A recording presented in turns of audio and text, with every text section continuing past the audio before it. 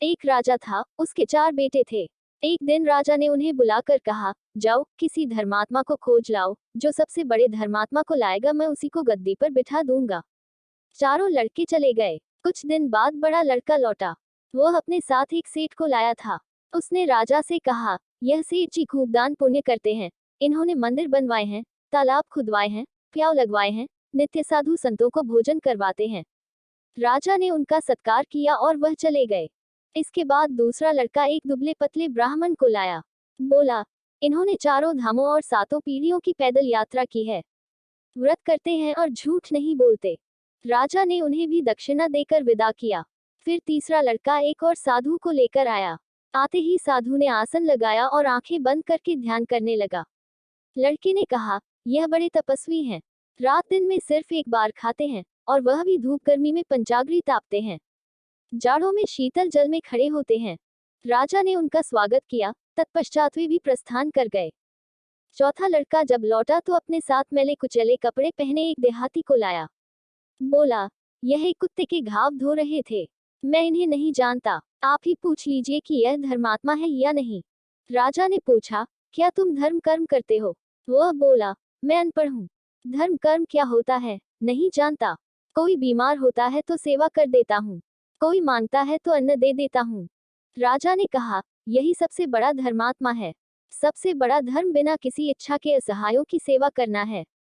दान धर्म के पीछे भावना भी पवित्र होनी चाहिए। कौन सा दान महादान होता है? विद्यादान को सबसे बड़ा दान माना गया है। भारतीय धर्मशास्त्र के अनुसार कन्यादान सबसे बड़ा दान होता है। दान के बारे में हिंदू धर्म क्या कहता है?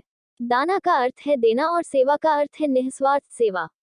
हिंदू धर्म में दान की अवधारणा बदले में कुछ भी उम्मीद किए बिना दूसरों की मदद करने के बारे में है, और क्योंकि यह करना सही काम है, हिंदू अहिंसा नामक एक महत्वपूर्ण अवधारणा का पालन करते हैं, जिसका अर्थ है किसी भी जीवित चीज को नुकसान नहीं पहुंचाना या मारना नहीं।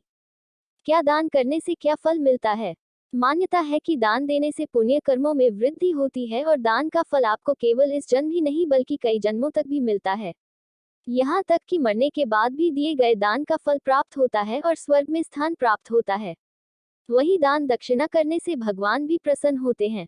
सबसे श्रेष्ठ दान क्या है? ज्ञान दान और अभयदान को भी श्रेष्ठ दानों में गिना गया है। वैदिक ग्रंथों के अनुसार दान करने के समय स्नान करके पहले शुद्ध स्थान को गोबर से लीप ले, फिर उस पर बैठकर दान दे और उसके बाद दक्षिणा दे। जहाँ गंगा आदि तीर्थ हो उन्हीं स्थानों को दान के लिए उपयुक्त कहा है।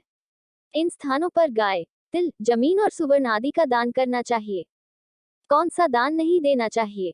बासी खाने का दान करने पर आपको कई तरह के नुकसानों का सामना करना पड़ता है। नुकीली चीजें, कभी भी किसी को नुकीली चीजें जैसे चाकू या कैंची आदि का दान नहीं करना चाहिए। ऐसा करने से भाग्य पर काफी बुरा असर पड़ता है। इतना ही नहीं, इन चीजों का दान करने से घर परिवार के सदस्यों के बीच संबंध भी खत्म होने लगते हैं।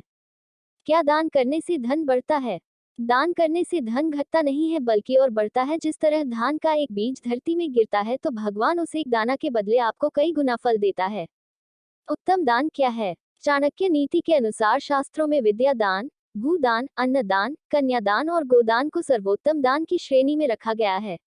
चाणक्य के अनुसार विद्या दान एक ऐसा दान है जो कभी नष्ट नहीं होता है।